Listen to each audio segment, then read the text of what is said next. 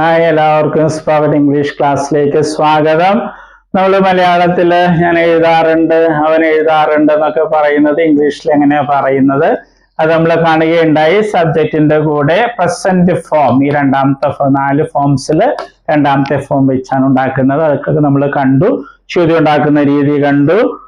ഇനിയുള്ളത് നമ്മളെ question words കുറെ നേരത്തെ പഠിച്ചിട്ടുണ്ട്, അത് ഇവിടെ ഉപയോഗിക്കാൻ പറ്റും അല്ലെ. വെൻ, എപ്പോൾ, ഹൗ എങ്ങനെ, വേർ എവിടെ, വൈ എന്തുകൊണ്ട്. നാളെ ക്വസ്റ്റ്യൻ ഉണ്ടാക്കുന്ന രീതി ആ ഇംഗ്ലീഷിൽ നമ്മൾ ഇത് സിമ്പിൾ പ്രസന്റ് ടെൻസിൽ കണ്ട പോലെ തന്നെയാണ്. ഇപ്പൊ ഇന്ന് സിംഗുലറാ കാണുന്നത്. അവൻ എപ്പോഴാണ് എഴുതാറുള്ളത്? അവൻ എഴുതാറുണ്ടോ? Does he write? Does he write? അവൻ എഴുതാറുണ്ടോ?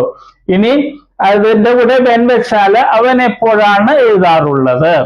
അവൻ എപ്പോഴാണ് എഴുതാറുള്ളത്? എപ്പോഴാണ് അവൻ എഴുതാറുള്ളത്? When does he write? നമ്മൾ നേരത്തെ ക്വസ്റ്റ്യൻ കണ്ടല്ലോ, അതിന് മുമ്പിലായിട്ട് വെൻ വെച്ചാൽ മതി. നമ്മൾ ഷുഡും ക്യാനൊക്കെ കണ്ട പോലെ തന്നെയാണ് ഇവിടെ. പിന്നെ പ്രത്യേകത ഇവിടെ ഡസ് കിടക്കും, സിംഗുലർ ആയതുകൊണ്ട്. When does he write? അവൻ എപ്പോഴാണ് എഴുതാറുള്ളത്? When does he pray? അവൻ എപ്പോഴാണ് പ്രാർത്ഥിക്കാറുള്ളത്? അല്ലെങ്കിൽ എപ്പോൾ അവൻ പ്രാർത്ഥിക്കുന്നു?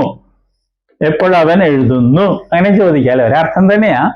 When does he play? അവൻ എപ്പോഴാണ് കളിക്കാറുള്ളത്? When does he teach? അവൻ എപ്പോഴാണ് പഠിപ്പിക്കാറുള്ളത്?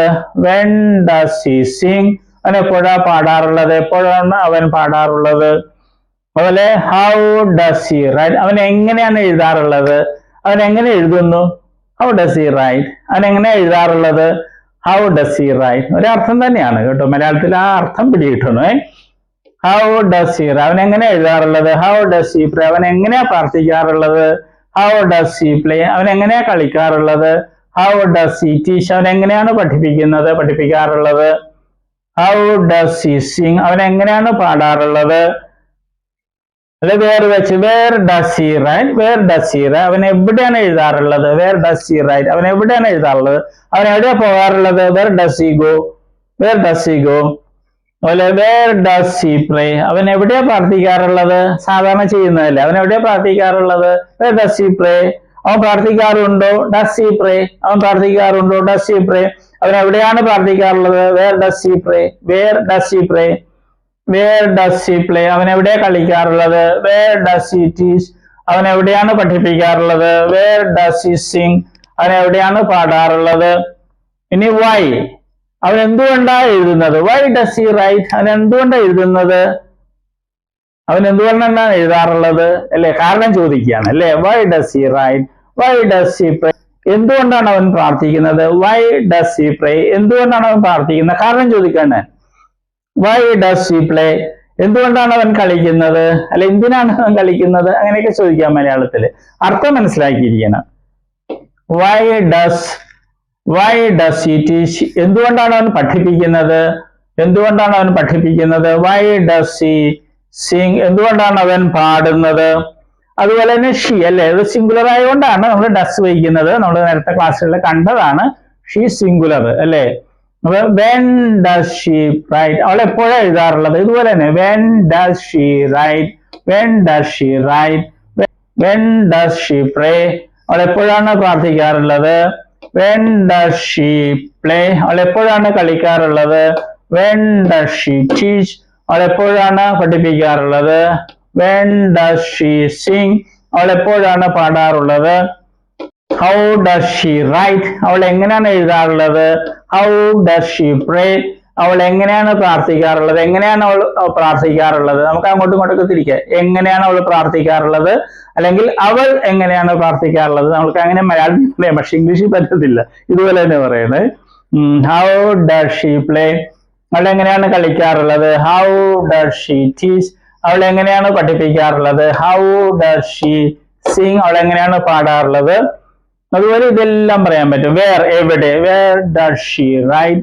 അവൾ എവിടെയാണ് എഴുതാറുള്ളത്? Where does she pray? എവിടെയാണ് അവൾ പ്രാർത്ഥിക്കാറുള്ളത്? Where does she play? എവിടെയാണ് അവൾ കളിക്കാറുള്ളത്? Where does she teach?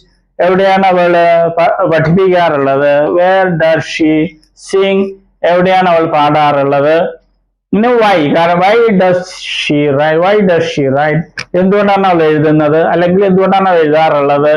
Y does she pray, എന്തുകൊണ്ടാണ് അവൾ പ്രാർത്ഥിക്കുന്നത്? എന്തുകൊണ്ടാണ് അവൾ പ്രാർത്ഥിക്കാറുള്ളത്? വൈ ഡസ് ഷീ പ്ലേ, എന്തുകൊണ്ടാണ് അവൾ കളിക്കുന്നത്? വൈ ഡസ് ഷീ ടീച്ച്, എന്തുകൊണ്ടാണ് അവൾ പഠിപ്പിക്കുന്നത്? വൈ ഡസ് ഷീ സിംഗ്, എന്തുകൊണ്ടാണ് അവൾ പാടുന്നത്? Why does my friend write, എന്തുകൊണ്ടാണ് എൻ്റെ കൂട്ടുകാരൻ എഴുതുന്നത്? പക്ഷെ നമ്മൾ ഇതൊന്നും അങ്ങനെ പറയാറില്ല. അതിന് പകരം പുരുഷനാണെങ്കിൽ ഹി വയ്ക്കും, സ്ത്രീ ആണെങ്കിൽ ഷീ ഇവിടെ വയ്ക്കും. ഓക്കെ, അപ്പൊ ഇത് പറയുന്ന ഇത്തിരി പ്രയാസമാണ്, പക്ഷെ ഇങ്ങനെ പറയാം നമുക്ക്. When does my friend write, എപ്പോഴാണ് എൻ്റെ കൂട്ടുകാരൻ എഴുതാറുള്ളത്? When does my friend pray, എപ്പോഴാണ് എൻ്റെ കൂട്ടുകാരൻ പ്രാർത്ഥിക്കാറുള്ളത്? അതുപോലെ ഇതുപോലെ എല്ലാം നമുക്ക് പറയാൻ പറ്റും. എല്ലാം നമ്മളിപ്പോ പറയുന്നില്ല, അടിസ്ഥാനം അറിഞ്ഞിരുന്നാൽ മതി. ഇത് പ്രാക്ടീസ് ചെയ്യാൻ വേണ്ടിയുള്ളതാണ്. ഇത് കൂടുതൽ ഇതിൽ പകരം ഇത് നിങ്ങൾ ഇത് ഉപയോഗിക്കുക. അപ്പൊ അതുവഴി നമുക്ക് ഈ ഭാഷ പഠിക്കാൻ പറ്റും. അപ്പൊ എപ്പോഴും പറയുന്ന പോലെ ഒരാളെ കൂടി കണ്ടെത്തി റിപ്പീറ്റ് ചെയ്യാണ്, നല്ല ഭാഷ നമുക്ക് ഒഴുക്കോടെയൊക്കെ വരുള്ളൂ. ഈ വെർബിന്റെ ഒരു ലിസ്റ്റ് ഉണ്ട്, അതുകൂടി നോക്കുക. ഞാൻ എല്ലാം കണ്ടില്ല, കാരണം ഇതിന്റെ റെപ്പറ്റീഷൻ തന്നെയാണ്, അത് നോക്കുക. പിന്നെ ഇതിൽ കൂടുതലായിട്ട് നേരത്തെ പറഞ്ഞ പോലെ ഹിയോ ഷിയോ ഒക്കെ ആയിരിക്കും ഇവിടെ വയ്ക്കുന്നത്. സിസ്റ്റർ ആകുമ്പോൾ എപ്പോഴും ഷീ വയ്ക്കുള്ളൂ. ബ്രദർ അപ്പൊ പുരുഷനാണ്, അപ്പൊ ഹീ വയ്ക്കുക അവിടെ. കാരണം ഇവരെ കുറിച്ച് നമ്മൾ എന്തെങ്കിലും പറഞ്ഞിട്ടായിരിക്കും ഇതൊക്കെ പറയുന്നത്. അപ്പൊ ആരെയാണെന്ന് സംസാരത്തിൽ നിന്ന് മനസ്സിലായിട്ടുണ്ടാവും. ഓക്കെ, അപ്പൊ ഇനി വെർബിന്റെ ലിസ്റ്റ് നോക്കുക. All the best. നമ്മൾ വെർബുകളാണ് കാണുന്നത്. വെർബ്സ് എന്ന് പറയുന്നത് ക്രിയകള് അല്ലെ, വരിക, പോവുക എന്നൊക്കെ പറയുന്നതാണ് വെർബ് അല്ലെ ക്രിയകള്. അപ്പൊ വെർബിന് അല്ലെ ക്രിയക്ക് ധാരാളം രൂപങ്ങളുണ്ട്. ഉദാഹരണമായിട്ട് മലയാളത്തിൽ എഴുതുക എന്ന ക്രിയ അല്ലെങ്കിൽ വെർബ് എടുക്കുക, അങ്ങനെ ഒത്തിരി രൂപങ്ങൾ. എഴുതുക, എഴുതും, എഴുതുകയാണ്, എഴുതിയിട്ടുണ്ടായിരുന്നു, എഴുതുവാൻ, എഴുതുമായിരുന്നു, എഴുതണമായിരുന്നു, അങ്ങനെയൊക്കെ ധാരാളം രൂപങ്ങൾ മലയാളത്തിലുണ്ട്. അതുപോലെ ഇംഗ്ലീഷിലുണ്ട് ധാരാളം ഫോംസ്, രൂപങ്ങളുണ്ട്. അതിൽ 4 എണ്ണമാണ് ഇംഗ്ലീഷിലെ ഏറ്റവും പ്രധാനപ്പെട്ട രൂപങ്ങൾ.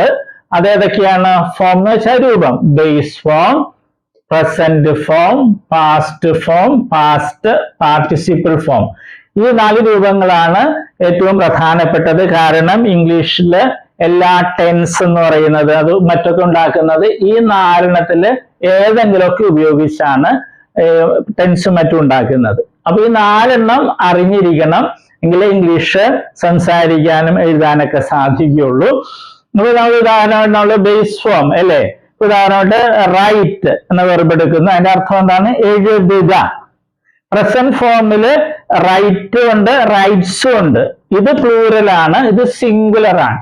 ഇതിന്റെ അർത്ഥം എന്താണ്? എഴുതാറുണ്ട് അല്ലെങ്കിൽ എഴുതുന്നു. ഇത് രണ്ടുപേരെ അർത്ഥം മലയാളത്തില്. പല കുട്ടികളും പ്രസന്റ് ഫോമിൽ ചോദിക്കുമ്പോൾ അവര് എഴുതുക എന്ന് പറയും. അത് തെറ്റാണ്.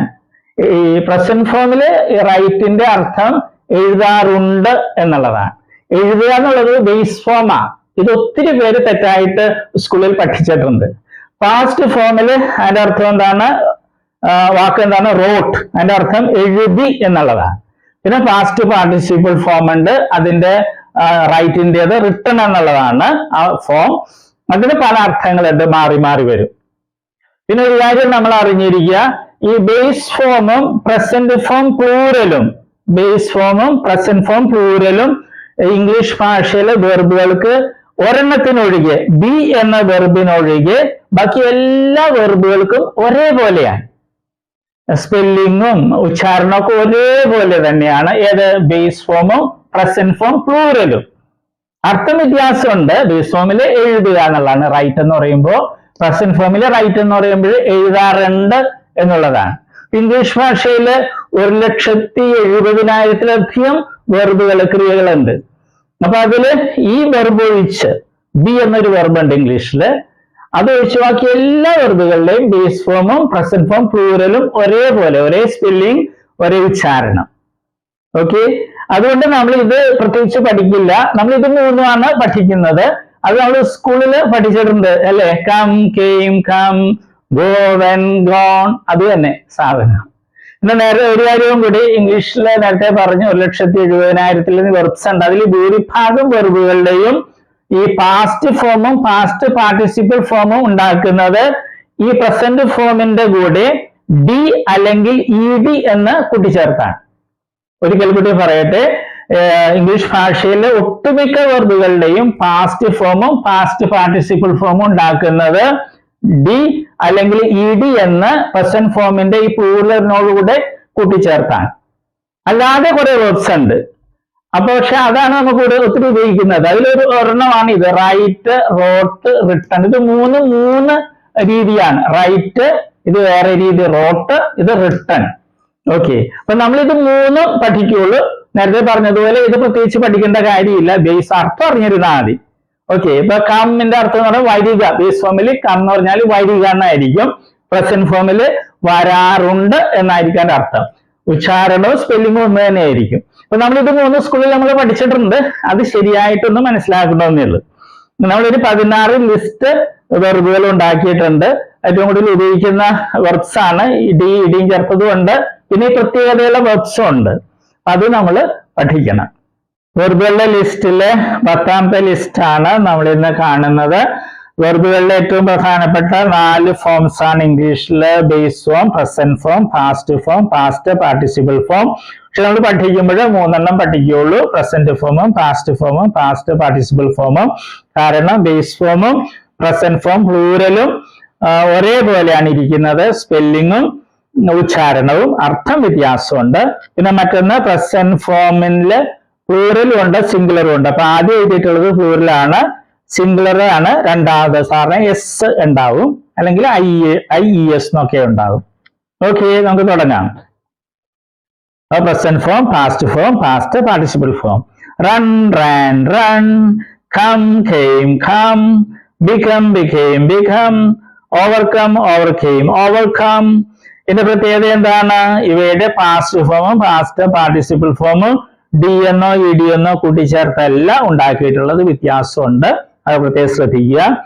ഇനിയുള്ള വെർബുകളുടെയൊക്കെ പാസ്റ്റ് ഫോമും പാസ്റ്റ് പാർട്ടിസിപ്പിൾ ഫോമും ഉണ്ടാക്കുന്നത് പ്രസന്റ് ഫോം പ്ലൂറലിന്റെ കൂടെ ഡി എന്നോ ഇ ഡി എന്നോ കൂട്ടിച്ചേർത്താണ്.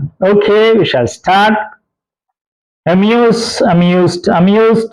Appreciate, appreciated, appreciated. Battle, battled, battled.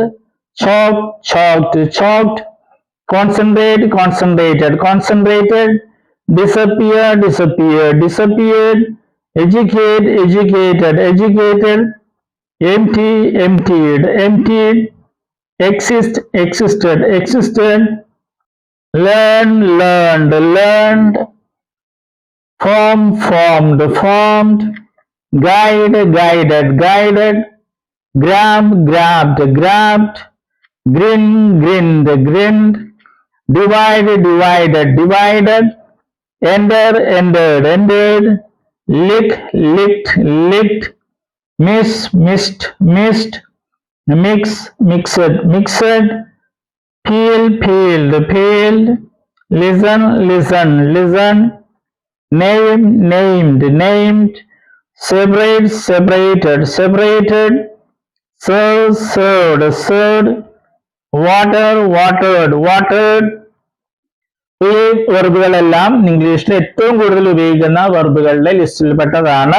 ഇവ പ്രത്യേകിച്ച് പഠിക്കണം, ഉച്ചാരണം പഠിക്കണം, സ്പെല്ലിംഗ് ഒക്കെ പഠിക്കുന്നത് എഴുതാൻ സഹായിക്കും. അർത്ഥവും ശരിക്കും പഠിക്കണം.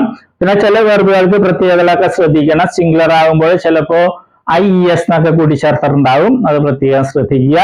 അല്ലെ പാസ്റ്റും പാസ്റ്റ് പാർട്ടിസിപ്പിളിലൊക്കെ ചിലപ്പോ അക്ഷരങ്ങൾ ഇരട്ടിച്ചിട്ടുണ്ടാവും, അതും പ്രത്യേകം ശ്രദ്ധിക്കുക. എഴുതുമ്പോൾ കറക്റ്റ് ആയിട്ട് എഴുതാൻ സഹായിക്കും. Okay, all the best.